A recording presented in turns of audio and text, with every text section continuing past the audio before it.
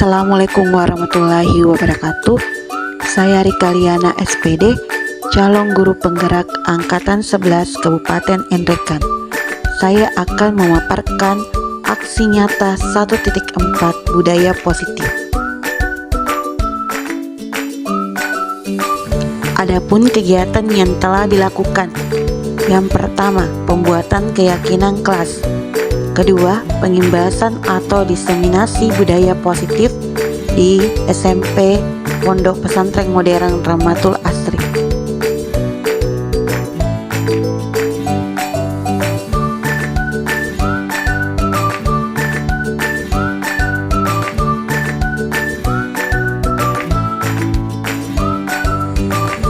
Penerapan pemahaman pada siswa dengan pembentukan keyakinan kelas.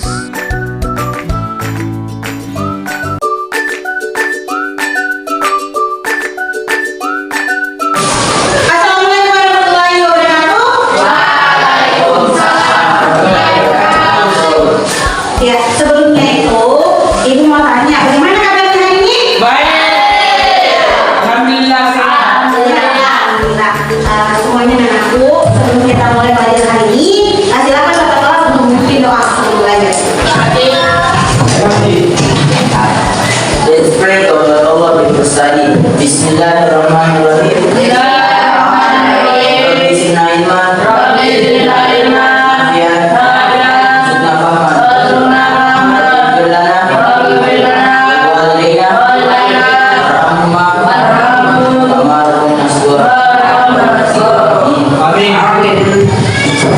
Terima kasih Saki sudah memimpin doa hari ini. Ibu mau tanya, bagaimana hari ini? Sudah siap untuk mengikuti pembelajaran? Ya. Sebelumnya itu Ibu dulu cek kehadiran dulu. Di 8A, lihat teman sebenarnya siapa yang tidak hadir hari ini? Ya. Aku itu ya. Karena hari ini Ibu akan bagikan ini sebuah kertas ini spinotnya. Sebelum Ibu bagikan, hari ini kita akan membuat suatu yang namanya kesepakatan kelas. Ada yang bertanya apa itu kesepakatan kelas? Nah, kesepakatan kelas itu adalah kita menyepakati apa aturan-aturan di dalam pembelajaran terutama di dalam kelas supaya kelas itu bisa aman, nyaman dan menyenangkan. Tuliskan tadi aturannya ya. Kalian tulis apa aturan kelas yang kita sepakati secara bersama-sama ya. Silakan tulis. Misalnya hadir tepat waktu, kita akan diskusikan secara bersama mana kesepakatan kelas yang kita sepakati bersama. Iya, bisa dua di situ, dua aturan. Terus ini ditempel ya. Bisa.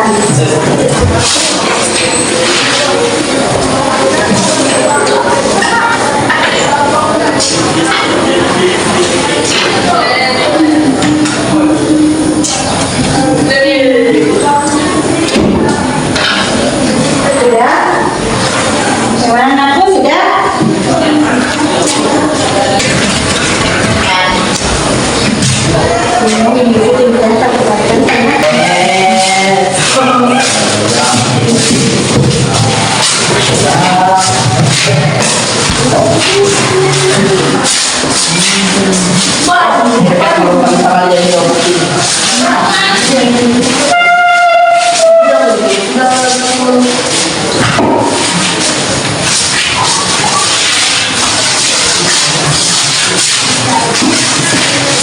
Ya, yang selesai silakan pilih tempatnya. Nanti kita akan memilih kita ya, yang mana setelah dibuka nanti kita lihat. Oke, silakan pilih tempatnya.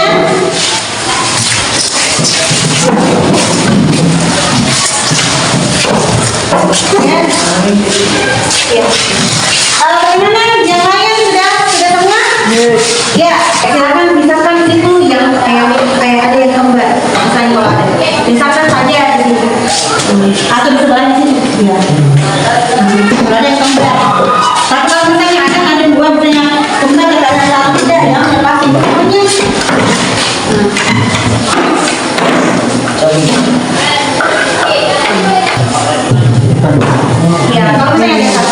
adalah 9.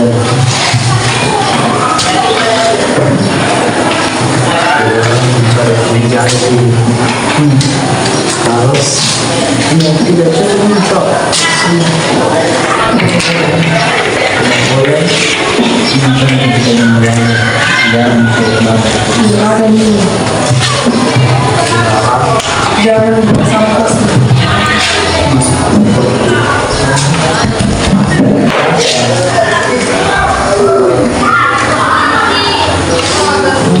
jelas harus sebelum masuk. Oke, sudah. Nah, silakan dirapikan di sini seperti kata yang kemudian itu nanti dibikinkan yang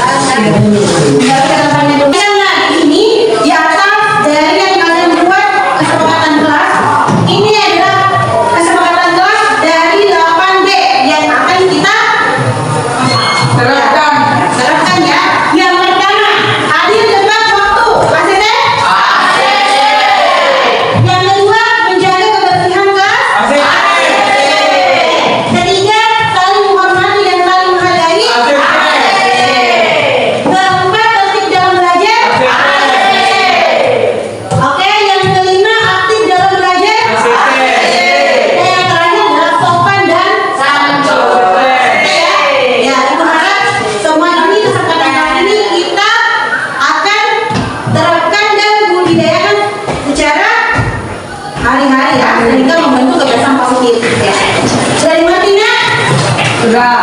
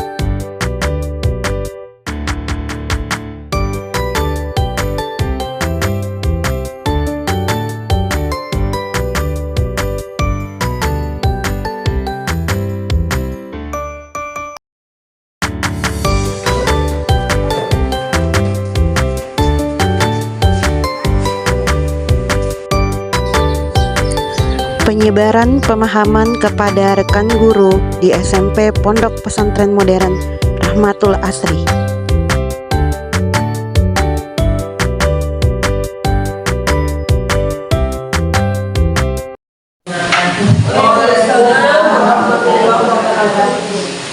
Alhamdulillahirrahmanirrahim. Salatan wa salaman ala habibina Muhammad wa ala alihi wa sahbihi ajma'in. Amma ba'd.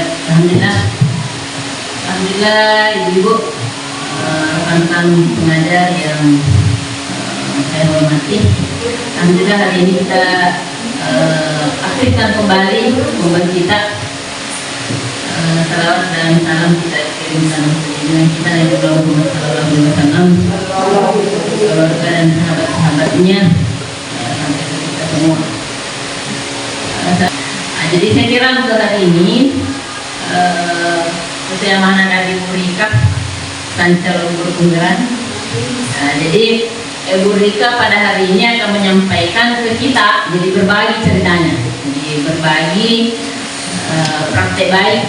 Dan ini temanya adalah diseminasi implementasi budaya positif di SMP SPPM Rahmatul Asri. Jadi kita mau lihat yang mana sebenarnya dibilang budaya positif dan apa nanti implementasinya. Dan saya kira ini semua tentunya demi peningkatan mutu di sekolah yang kita cintai. Jadi kita akan selalu berusaha bagaimana mengembangkan kompetensi kita masing-masing supaya ini nanti dampaknya akan ke mutu sekolah juga. Saya kira saya tidak perlu terlalu berpanjang lebar dan mengucapkan Bismillahirrahmanirrahim. Cara untuk sosialisasi dan diseminasi implementasi budaya positif SMP SPPM Rahmatul Asri oleh Ibu Rika Liana dibuka dengan sama-sama kita membaca lafaz basmalah.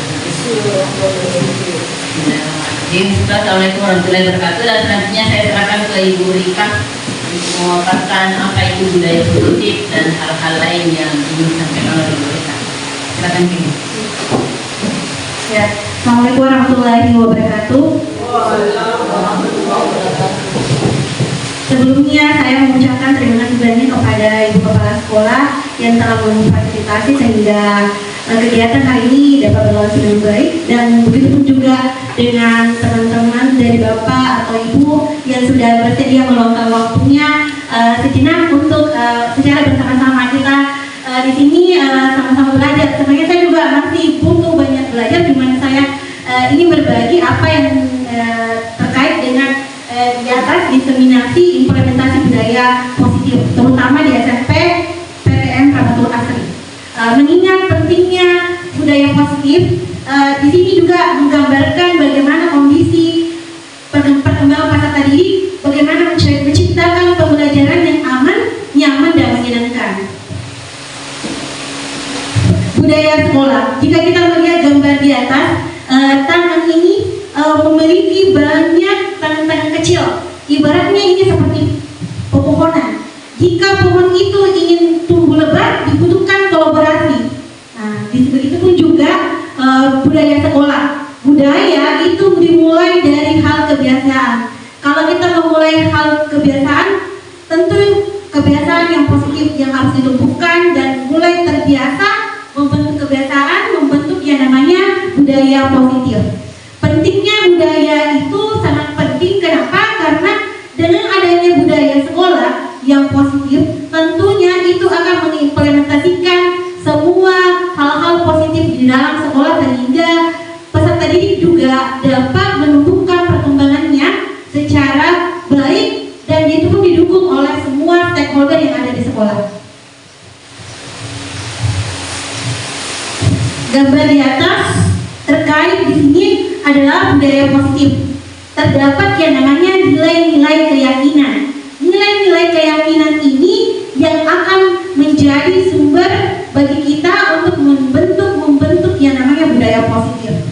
Di sini nilai keyakinan itu harus berpihak pada murid, di mana kurikulum Merdeka sebenarnya antara K13 dan kurikulum Merdeka itu sebenarnya sama, tapi ada yang berbeda. Di sini di kurikulum Merdeka itu bagaimana kita semuanya itu harus mengedepankan bagaimana pembelajaran yang berpihak pada murid. Pembelajaran yang berpihak pada murid ini sehingga murid dapat berkembang menjadi pribadi yang kritis, penuh rasa hormat dan tanggung jawab. Untuk membentuk kepribadian seperti ini dibutuhkan tentunya hal-hal yang sangat urgent, tidak langsung instan. Tidak seperti kalau kita seduh mie langsung dimakan, tidak. Tapi ini membutuhkan hal-hal, butuh waktu, butuh ekstra, dan butuh tahapan-tahapan untuk mencapainya. Ya, gambar-gambar di atas yang pendatang budaya positif, termasuk itu adalah ketika siswa pada saat sebelum pelajaran, biasanya bagusnya mungkin kita sambung di depan pintu dengan senyum, dan siswa tersebut juga tersenyum supaya ada semangat baru. Setelah itu mungkin biasanya siswa setelah belajar itu mereka mengucapkan salam dan berpamitan kepada gurunya. Itu sebenarnya adalah nilai-nilai budaya positif yang termasuk juga belajar, sebelum belajar membaca doa, dan salah satu hal yang mungkin Bapak Ibu sudah lakukan di dalam kelas itu membuat kesepakatan kelas. Ya, bagaimana Ibu-ibu sudah membuat kesepakatan kelas? Ya, alhamdulillah.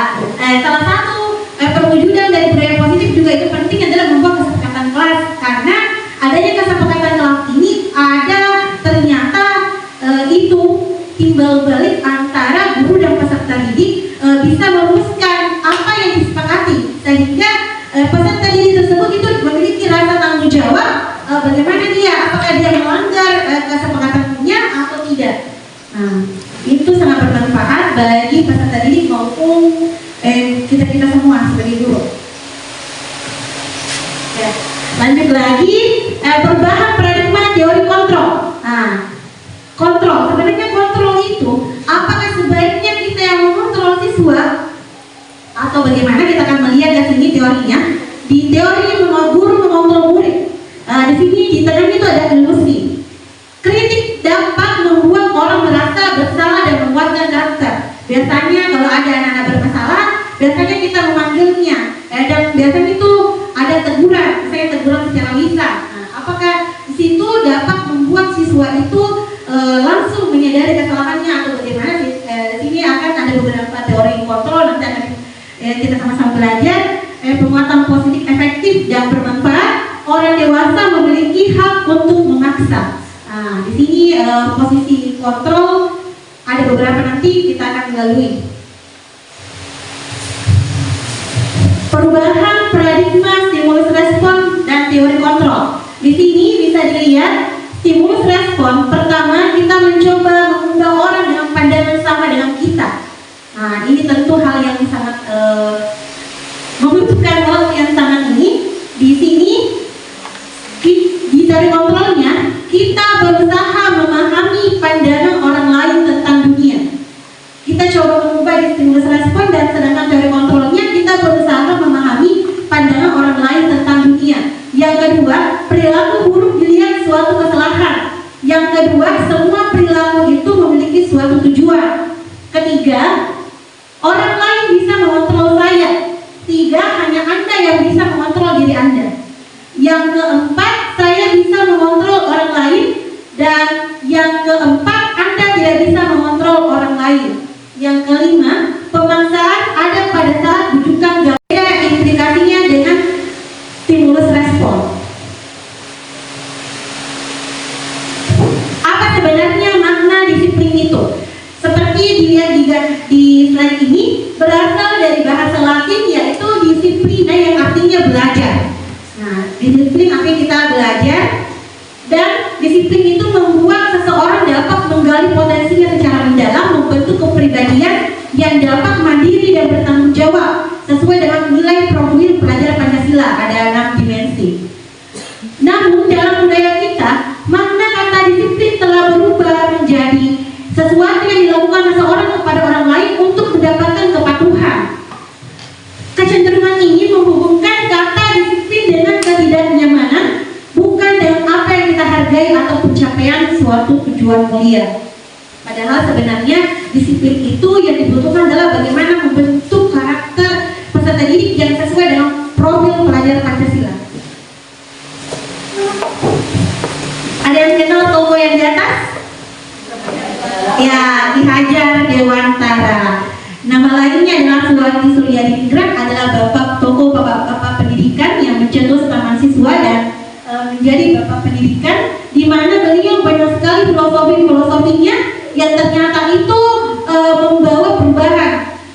Saya pertama di volume pertama itu filosofinya yaitu pendidikan itu harus berpihak pada murid. Di situ ternyata kebanyakan dari filosofi beliau itu sangat sesuai dengan tuntutan zaman yang ada sekarang. Bagaimana di mana ada kemerdekaan, di situ harus ada disiplin yang kuat. Sungguh disiplin itu bersifat self disiplin, yaitu kita sendiri yang mewajibkan kita dengan sekeras-kerasnya, tetapi itu sama saja. Sebab kalau kita tidak cakap melakukan self disiplin, wajiblah penguasa lain mendisiplinkan diri kita, dan peraturan demikian itulah yang harus ada di dalam suasana yang merdeka. Di sini kata-katanya beliau mengatakan seseorang yang memiliki disiplin itu mereka bisa bertanggung jawab terhadap apa yang dilakukannya. Karena mereka mendasarkan tindakan mereka pada nilai-nilai kebajikan universal. Jadi ketika seseorang sudah memiliki nilai disiplin, perbuatan mereka itu akan sesuai dengan nilai kebajikan atau nilai kebaikan. Kalau nilai-nilai kebajikan ini langsung saja ke intinya, di sini sesuai dengan nilai profil pelajar Pancasila. Yang pertama, beriman bertakwa kepada Tuhan Yang Maha Esa dan berakhlak mulia, mandiri, bernalar kritis, berkebinekaan global, bergotong royong dan kreatif. Dan nilai ini harus sesuai dengan nilai kebajikan yang ada di profil pelajar Pancasila. Disiplin positif. Disiplin positif ini adalah satu cara penerapan disiplin yang bertujuan untuk menumbuhkan kesadaran, memberdayakan diri untuk melakukan sesuatu tanpa adanya ancaman, hukuman ataupun penghargaan. Ibu-ibu karena nggak ada bapak-bapak belum hadir ya. Saya ingin bertanya kepada ibu, apakah ibu sebelumnya pernah menerapkan yang namanya hukuman atau konsekuensi? Hukuman biasanya itu diberikan ketika siswa melanggar aturan. Misalnya si Ani tidak memakai sepatu hitam. Hukumannya biasanya itu disuruh, biasanya apa hukumannya? Ya, bersih. Oh, membersihkan WC. Ya, apakah itu merupakan hukuman atau konsekuensi? Konsekuensi, oke. Jika si Ali mencoret meja di meja itu, kira-kira jika hukumannya dia disuruh membersihkan meja itu, apakah itu disebut hukuman atau konsekuensi? Ya, konsekuensi. Ya. Ternyata dua hal ini ada beda tipis. Hukuman sebenarnya itu jika dikasih tidak sesuai dengan pelanggarannya. Namun misalnya si Ali ketika disuruh membersihkan meja yang telah dicoret-coretnya, itu termasuk konsekuensi karena dikasih sesuai dengan jadi sebenarnya ada perbedaan antara hukuman dan konsekuensi. Biasanya kita secara ini biasanya kalau ada siswa yang betul-betul melanggar, kita langsung menerapkan yang hukuman ini, dan ada juga menerapkan konsekuensi. Jadi perbedaannya sebenarnya di sini, konsekuensi itu kebanyakan memberikan hukuman yang bersifat positif, tapi dia membentuk nilai keyakinan. Tapi ketika siswa tersebut sudah memiliki nilai keyakinan tumbuh pada dirinya, siswa tersebut itu akan langsung menyadari, oh yang saya lakukan itu salah, bahkan mungkin tidak akan mencoret-coret meja yang dimana gurunya mungkin setengah mati sudah menggerakkan untuk bagaimana agar suasana kelasnya aman, bersih dan menyenangkan. Ketika ada yang namanya kesepakatan kelas, itu sangat membantu. Oke, lanjut lagi, teori motivasi. Pentingnya motivasi pada perilaku manusia untuk menghindari ketidaknyamanan hukuman. Apa yang akan terjadi apabila saya tidak melakukannya? Untuk menghindarinya, untuk mendapatkan imbalan dari orang lain. Biasa saja apa yang saya dapatkan apabila saya melakukannya. Biasanya kan biasa begitu. Siswa itu semangat kalau misalnya ada hadiahnya, misalnya. Baru yang ketiga, untuk menghargai diri sendiri. Saya akan menjadi orang yang seperti apabila saya melakukannya. Yang mana kali ini yang baik? Poin 1, poin 2 atau poin 3? Poin? Saya akan menjadi orang seperti tiga. Ada yang ingin berpendapat? Bu Yud mungkin? Ya, untuk memilih yang ketiga yang di atas, saya kira itu untuk menghargai diri sendiri. Saya akan menjadi orang yang seperti apabila saya melakukannya. Jadi ini artinya berasal dari diri sendiri. Tuh, luar biasa. Lihat apa ya. Berarti di poin ketiga ini membentuk nilai keyakinan yang positif. Sehingga dari poin 1, poin 2 ini ada unsur eksternalnya, belum ke intrinsiknya di dalamnya. Inilah yang hari ini mungkin juga Ananda yang akan di sini bisa mensosialisasikan kepada temannya bahwa budaya positif itu terbentuk dari diri sendiri, bukan orang lain. Ini yang saya tadi sudah jelaskan, perbedaan antara hukuman, konsekuensi, dan restitusi. Yang manakah lebih baik diterapkan di dalam pembelajaran? Yang pertama, di sini bagaimana kita menjadikan identitas gagal menjadi identitas sukses. Maksudnya apa? Ada yang tahu? Gagal. Biasanya sebagai manusia semua pasti pernah melakukan kesalahan. Saya juga pernah melakukan kesalahan. Bagaimana kesalahan itu bukan dijadikan sebagai kegagalan, tapi melainkan kesuksesan. Di sini bagaimana agar kita bisa menerapkan mana dipilih, hukuman, konsekuensi, atau restitusi. Pertama, di hukuman, di sini ditemukan sesuatu yang menyakitkan harus terjadi.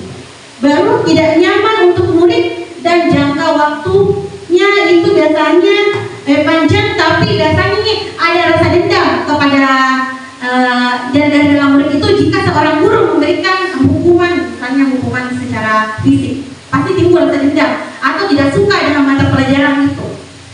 Nah, sedangkan di sini konsekuensi sesuatu harus terjadi. Bisa ada contohnya sesuai dengan pelanggarannya, apa yang dia langgar harus dia bersihkan. Dan tentunya dia ini diberikan juga tidak nyaman untuk murid dan sifatnya itu waktu pendek. Jangka waktunya hanya bersifat pendek. Itu saja, bisa saja kesalahan yang kembali terulang kembali. Di sini tidak dilihat bagaimana progresnya. Sedangkan kalau di restitusi itu merupakan pilihan. Di sini pentingnya restitusi karena si anak peserta didik sama gurunya itu akan melakukan sebuah konsultasi secara mendalam. Di sini biasanya bagaimana membuat si peserta didik atau murid tersebut bisa menjelaskan detail apa permasalahannya sehingga dapat membuat solusi bagi dirinya sendiri. Dan tentunya ini berjangka panjang dan murid akan mendapatkan penguatan karena di sini tentunya yang melakukan restitusi ini adalah seorang guru yang akan memahami. Ada yang namanya segitiga restitusi. Ya, mungkin di sini sudah pernah didengar segitiga restitusi. Di sini pentingnya antara membedakan yang mana baik hukuman, konsekuensi, atau restitusi. Atau mungkin Bapak Ibu ada yang berpendapat yang mana ketika memilih tiga hal itu?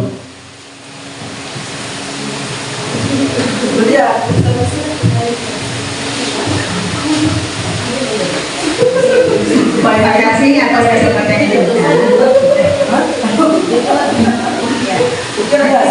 Ketiga hal memberikan penyelesaian masalah terhadap peserta didik atau kepada siapa saja jika kita mengalami satu masalah. Tentu yang utama adalah restitusinya. Mengapa kalau hukuman ini hanya aku memberikan dampak itu hanya kepada anak, hanya tidak melakukan sesuatu hanya karena terpaksa. Jadi jangkanya itu hanya sementara begitu singkat saja. Bahkan kadang kalau hukuman ini menimbulkan ada rasa ketidaknyamanan pada anak itu. Ya, di mana ketidaknyamanan ini bisa menimbulkan masalah lagi. Ya. Dan kalau konsekuensi begitu juga, bisa saya kita lakukan, tapi juga jangkanya begitu. Ya, hampir sama dengan hukuman, tapi cuma kalau konsekuensinya ini hanya kepada anak itu yang bermasalah. Ya. Tetapi kalau di sini kadang anak itu tidak merasa dirinya bahwa dia bersalah. Ya, maka itu belum ada kesadaran. Nah, maka itu lebih baik kita melakukan secara restitusinya. Di mana anak ini kita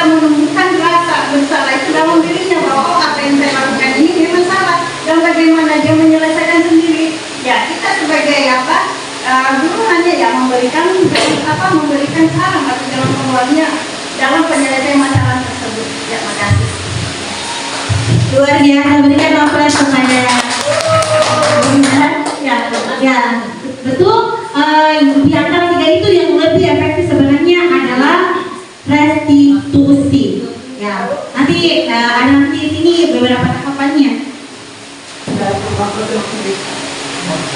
Karena pentingnya di sini bagaimana agar identitas gagal kesalahan yang dilakukan peserta didik itu menjadi identitas sukses. Kan ada pepatah mengatakan banyak kesalahan, banyak juga pengalaman. Ya, kita belajar dari pengalaman.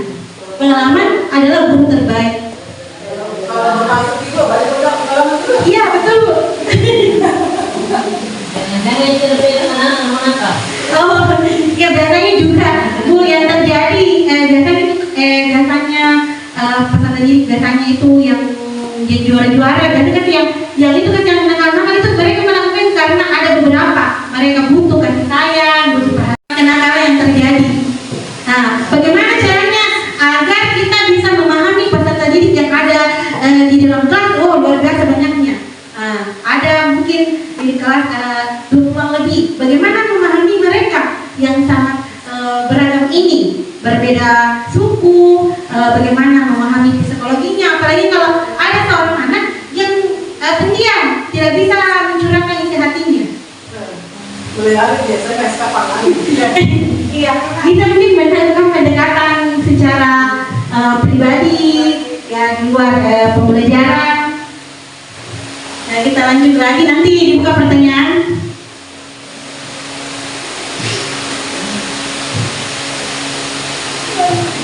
Restitusi adalah proses menciptakan kondisi bagi murid untuk memperbaiki kesalahan mereka, sehingga mereka akan kembali kepada kelompok yang seharusnya dan menjadi karakter yang lebih kuat. Restitusi juga merupakan proses kolaboratif mengajarkan murid untuk mencari solusi sendiri.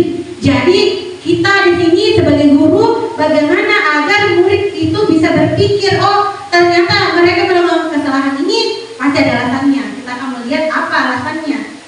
Mulai dari ada 3 tahapan di segitiga restitusi. Yang pertama adalah menstabilkan identitas. Nah, kita sebagai identitas biasanya kalau ada yang bermasalah, biasanya itu ada kita jangan langsung judge, oh mungkin kamu selalu berbuat kesalahan. Ya, jangan langsung judge. Ya, bagaimana caranya agar siswa itu terbuka untuk mencurahkan kenapa bisa terjadi hal seperti itu. Nah, baru kita memvalidasi tindakan yang salah. Artinya cari tahu apa penyebabnya si A melakukan kesalahan seperti itu. Kemudian di ketiga kita menanyakan keyakinannya. Apa keyakinan yang dilanggar atau yang tidak sesuai. Bapak Ibu terbiasa mengucapkan. Saya bertanya, sebenarnya apa sih perbedaannya keyakinan dengan kesepakatan kelas? Keyakinan kelas dengan kesepakatan kelas, atau sama sih? Ada yang berpendapat? Ya, mungkin Bu Cia ya. Oke, baik.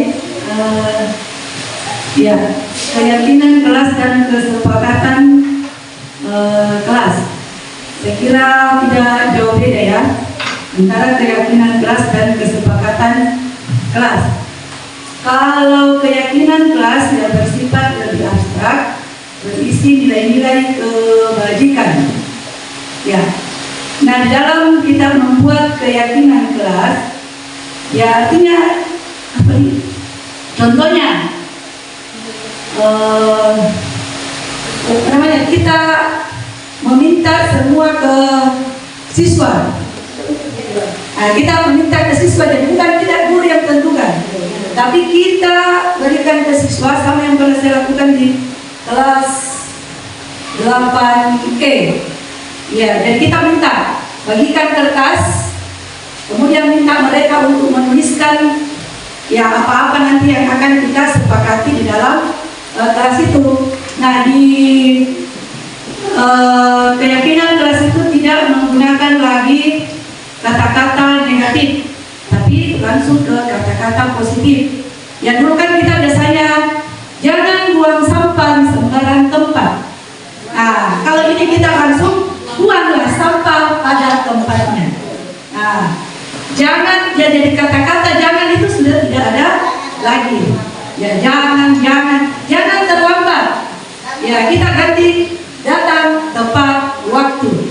Nah, gitu. Nah, kemudian Kesepakatan kelas. ya setelah itu kita meminta ke siswa untuk apa ya? Menempel di atas. Ya, itu tadi yang sudah mereka tulis. Kemudian mungkin di antara satu siswa, dua siswa, tiga siswa itu ada yang sama. Ya, kita pilih yang mana kira-kira yang sesuai. Kemudian apa lagi? Pilih di atas. Kesepakatan dengan budaya kita. Iya, oke. Demikian luar biasa sudah membentuk salah satu kesepakatan kelas itu merupakan budaya positif yang tentunya ini sangat membantu bagi kita bagaimana agar siswa tersebut dapat memiliki nilai keyakinan, karena sebenarnya keyakinan dan kesepakatan itu terbentuk harusnya antara guru dan peserta didik, bukan berarti guru harus memberikan peraturan ini, tapi bagaimana agar peserta didik juga bisa merumuskan aturan-aturan agar mereka bisa nyaman belajar. Dan tentunya mereka nggak menyakiti, saya nanti yang bikin aturan bahwa saya harus hadir tepat waktu, saya harus mengumpulkan tugas, saya tidak boleh membuli teman saya, terutama di dalam keseharian mereka dalam kelas. Itu Bapak Ibu. Keyakinan kelas ini terbentuk karena adanya semua di dalam itu pentingnya namanya nilai kebajikan. Nilai-nilai kebajikan ini tadi yang saya sampaikan Bu Cia adalah jangan membuang sampah sembarangan. Di mana kata tersebut merupakan kebajikannya itu adalah kebersihan. Nah, misalnya temannya ada yang berpendapat langsung salah jawabanmu. Nah, bagaimana caranya itu agar membuatkan aturan seperti itu kita ganti dengan saling menghargai pendapat teman. Berarti di situ nilai kebajikannya adalah saling menghargai. Begitu. Jadi dengan adanya mereka meyakini dan apa yang mereka tulis itu bisa membentuk kebiasaan positif, dari kebiasaan-kebiasaan bisa membudayakan yang namanya budaya positif. Mengapa keyakinan kelas penting?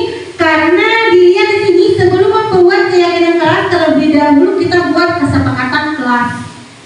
Kesepakatan kelas merupakan aturan atau norma yang dibuat oleh guru dan siswa. Jadi bukan hanya satu pihak, tapi ada dua pihak, guru dan siswa secara bersama-sama untuk menciptakan lingkungan belajar yang kondusif.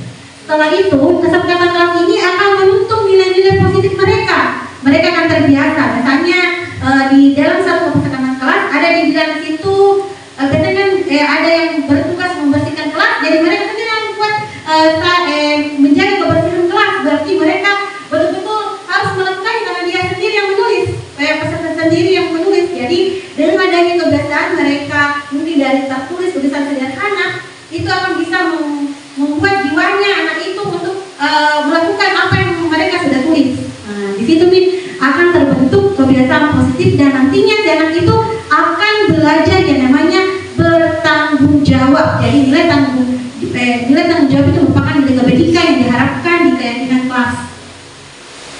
Ada pertanyaan sampai saat ini? Silakan Bapak Ibu bertanya. Iya. Kalau keyakinan ini ya kita keyakinan kelas dengan kesepakatan dalam kelas yang kita buat, kita sudah buat di dalam kelas, kita sudah tuliskan dan dicantumkan di depan kelas agar mereka juga yang membacanya. Tapi kadang siswa itu atau murid itu masih kadang menyembunyikan sampahnya di dalam kelas. Yang terjadi di kelas, yang terjadi di kelas. Ya pasti pada saat selesai belajar ya. Nah, ini ya mungkin barangkali siswa ini tidak merasa dirinya bahwa itu adalah satu perbuatan yang salah. Ya mereka tidak sadari. Nah setiap selesai untuk belajar, ya selalu juga diingatkan. Ingat sampahnya kalau ada dalam wajib tolong dibuat tempat sampah. Tapi kadang ada yang mendengar, ada yang tidak. Nah, sejak itu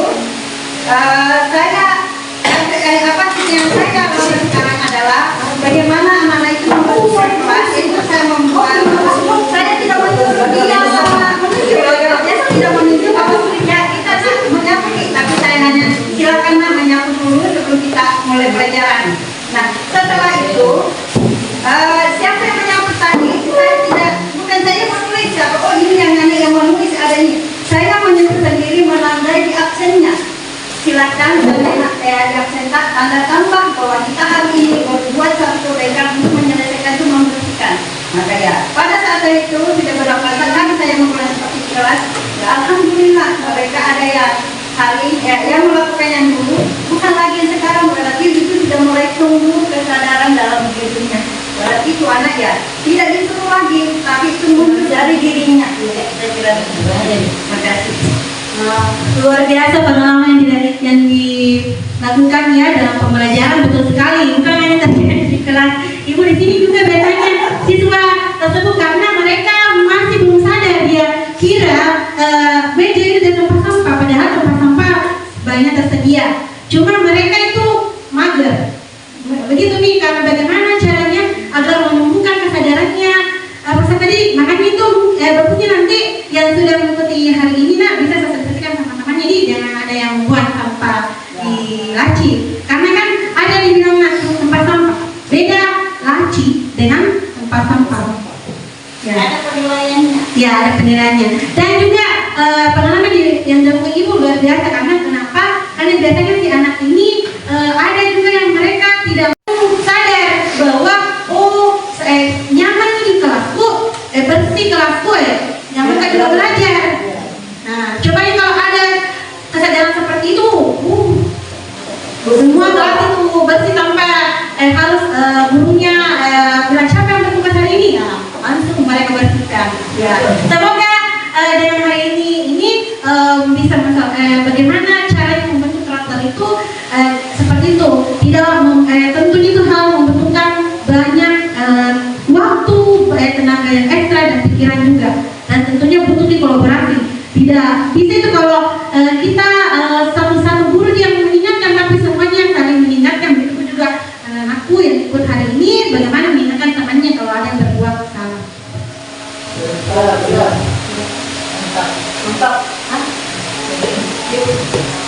Mumpung di sini ada osis, ya. Jadi karena di sini ada Ustadz yang pembina osis, ada juga perwakilan dari Ananda. Saya kira ini bagus, ada satu waktu kita sosialisasi seperti ini ke pengurus osis.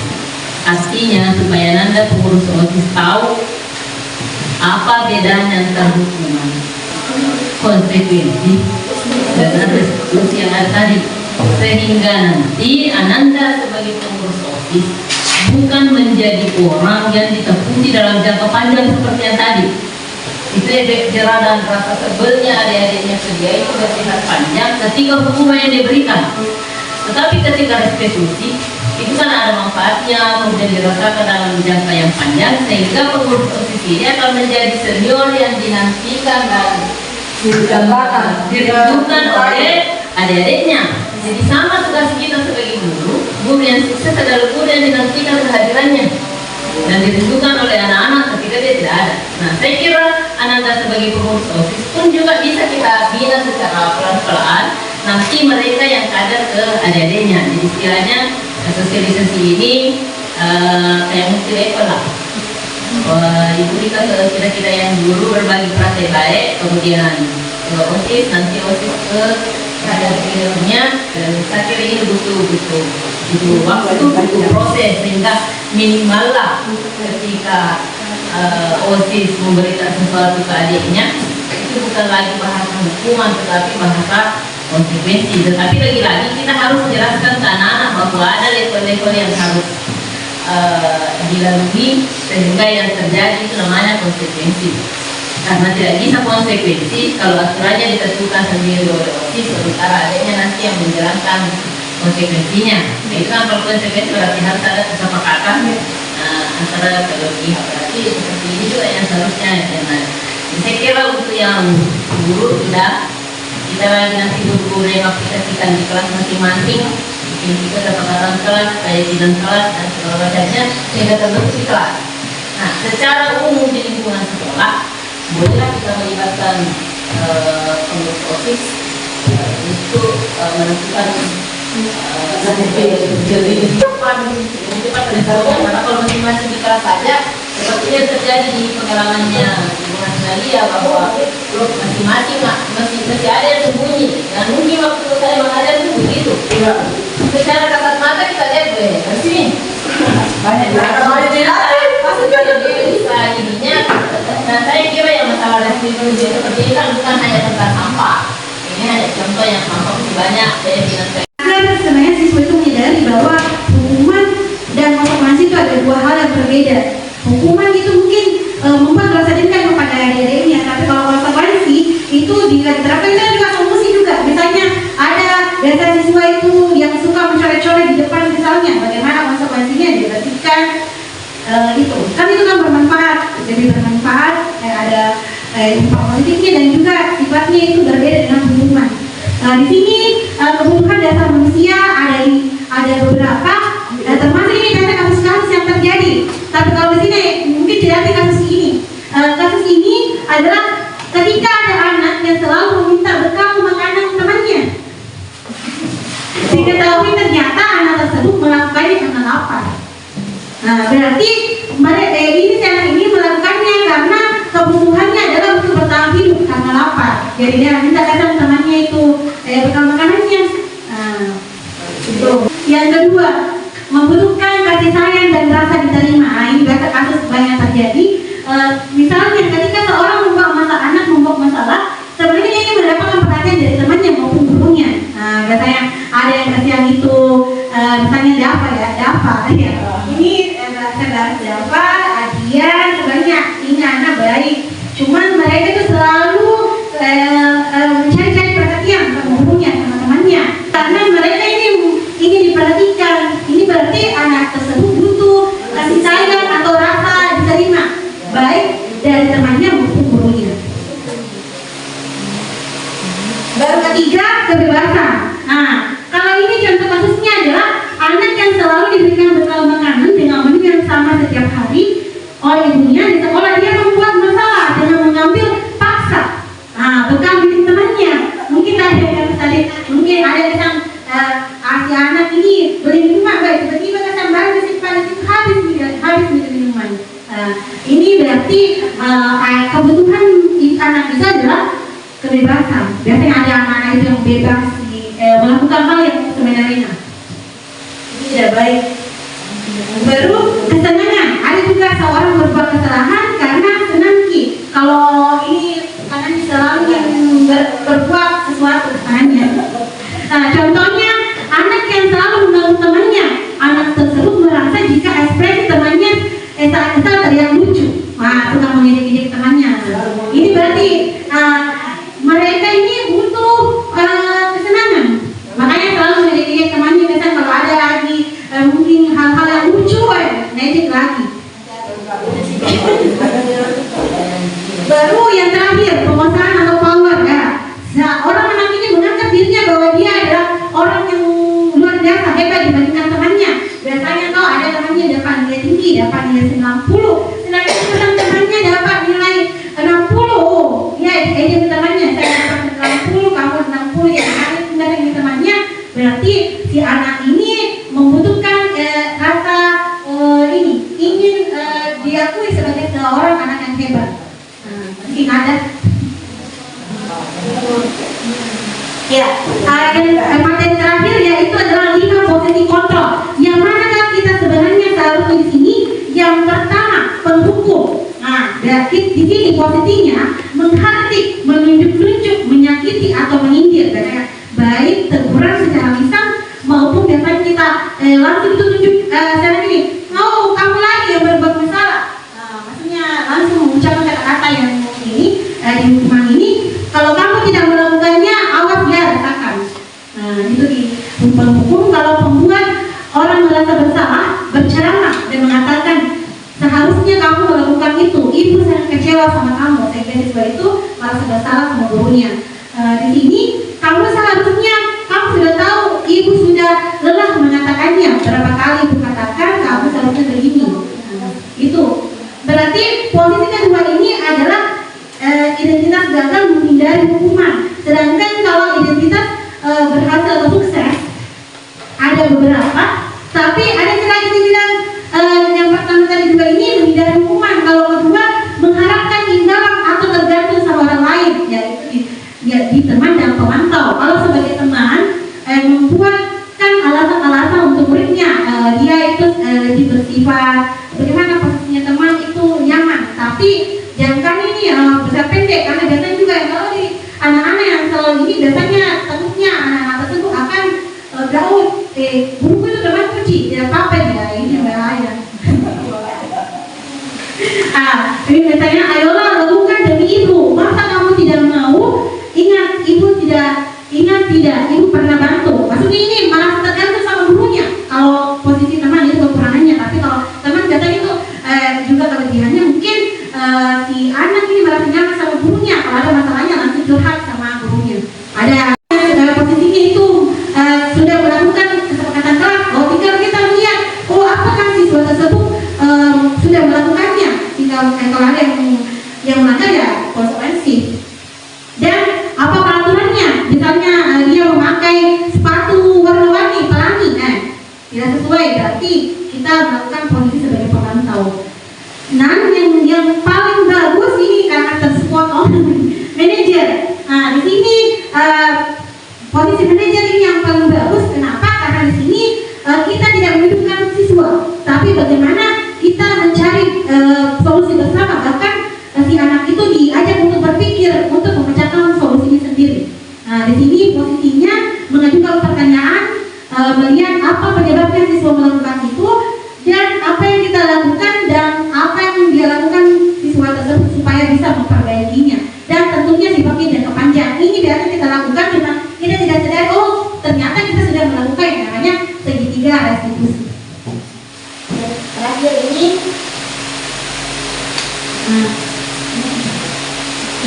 yang 3 tahap ini mungkin bisa dilakukan, dipraktekkan Bapak Ibu kalau ketika ada siswa mengalami masalah. Yang pertama itu menstabilkan identitas. Kita mengatakan, semua orang pernah berbuat kesalahan, jadi kita tidak boleh jadi siswa kamu memang selalu melanggar. Berapa nih pelanggaranmu? Kita tanya dulu, kasih dulu yang langsung bisa dipantu. Kalau dipantu sama guru dekannya atau guru dari pasti ada kesalahan itu. Kita anu dulu menstimulus bagaimana si anak ini mau cerita.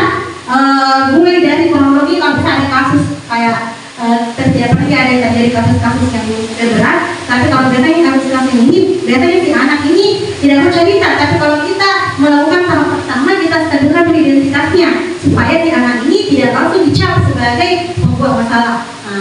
Supaya mereka bisa leluasa terbuka. Baru di kedua, validasi tindakan yang salah. Kita menanyakan alasannya, penyebabnya siswa itu melakukan kesalahan. Dan yang ketiga, yaitu menanyakan keyakinan apa yang telah kita sepakati dari adanya kesepakatan kelas. Dan bayangan tentang kelas yang ideal. Dan mereka ditanyakan, kamu mau tidak memperbaiki masalah kamu? Kalau anak itu bilang mau memperbaikinya, dia tahu keyakinan yang mereka langgar ini dan mereka berusaha memperbaikinya, berarti itu merupakan posisi guru sebagai manajer dan yang sudah menerapkan segitiga restitusi. Ini yang diharapkan. Tapi sebenarnya ketika ada kasus-kasus atau masalah, biasanya sih kadang muncul posisi-posisi kontrol yang perlu diterapkan, mulai dari pemberi hukuman, mulai dari sebagai teman, mulai sebagai pemantau, hingga sebagai manajer. Jadi bagaimana kita sebagai di sini bisa menerapkan di posisi yang manajer yang ideal, segitiga restitusi. Mungkin itu saja Bapak Ibu. Mungkin ada 1 atau 2 pertanyaan sebelum ditutup pertemuan hari ini, atau Anda ada yang bertanya?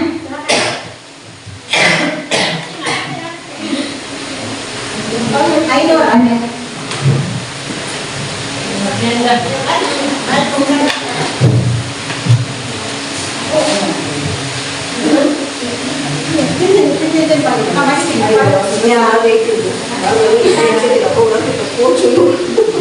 Ibu, apa itu restitusi? Iya.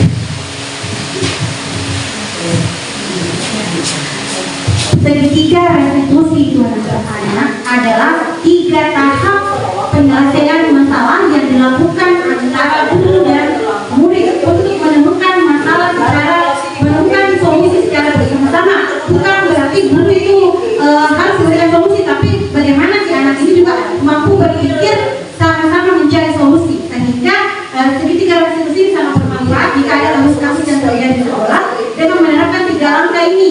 Pertama, menstabilkan identitas dulu. Yang kedua itu menvalidasi tindakan yang salah penyebabnya, menyatakan penyebabnya, dan ketiga menyatakan keyakinan. Ketiga, tahap ini dilakukan agar guru dan peserta didik bisa menerapkan yang namanya nilai-nilai kebajikan, sehingga lahirlah yang namanya dari identitas gagal si anak yang membuat kesalahan bisa menjadi identitas sukses. Jadi anak ini bisa belajar bahwa kesalahan yang mereka perbuat tidak diulangi dan menjadi pembelajaran bagi mereka. Jadi mungkin Bapak Ibu yang bertanya. Masih atas kesempatan yang ini. Jadi ini segitiga restitusi sebenarnya kalau dalam pengaplikasiannya jujur kalau saya masih sulit untuk saya lakukan. Kenapa? Contohnya saja di kelas siswa terlambat masuk. Sebelum anak-anak yang terlambat ini tidak ditindaki, anak-anak sudah ribut. Ibu-ibu itu membiarkan temanku terlambat masuk. Nah, padahal sebenarnya kalau segitiga restitusi itu setahu saya kita mau stabilkan anak, mau kan temannya sudah ditindaki. Jadi itu sebenarnya yang membuat saya juga bingung bagaimana pengaplikasian segitiga restitusi ini di kelas. Jadi terima kasih.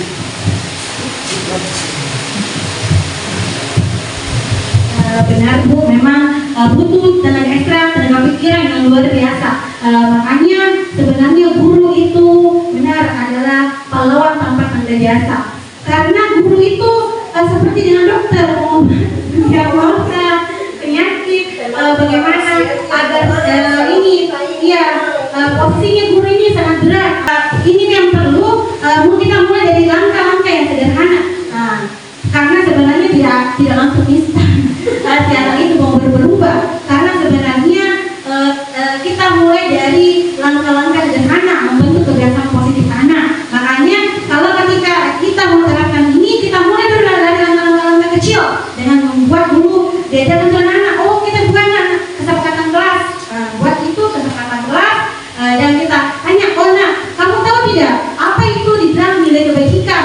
Pasti kalau si anak itu mulai distimulus bagaimana itu berubah ini dicontohkan, mungkin kita sebagai ibu sebagai orang yang mencontohkan, dan kemudian si anak ini juga Sekian dan dapat terima kasih. mengetahui Wassalamualaikum warahmatullahi wabarakatuh. Salam dari ternyata saya ini bilang jangan mencari-cari meja, makanya sebenarnya Bapak Ibu, ini semuanya budaya positif tidak langsung kayak instan, tapi butuh waktu yang sangat panjang. Ini berarti sebuah pohon, kalau mungkin pohon itu kokoh dan kuat, itu dimulai dari kita mencarikan benih yang bagus, dan ini begitu pun juga guru semuanya itu harus saling bekerja sama, saling memantau. Tapi ketika menyadari bahwa pentingnya yang namanya segitiga restitusi, pasti kita akan bisa menjalaninya. Itu saja mungkin materi hari ini. Mohon bantuannya Bapak Ibu. Ya.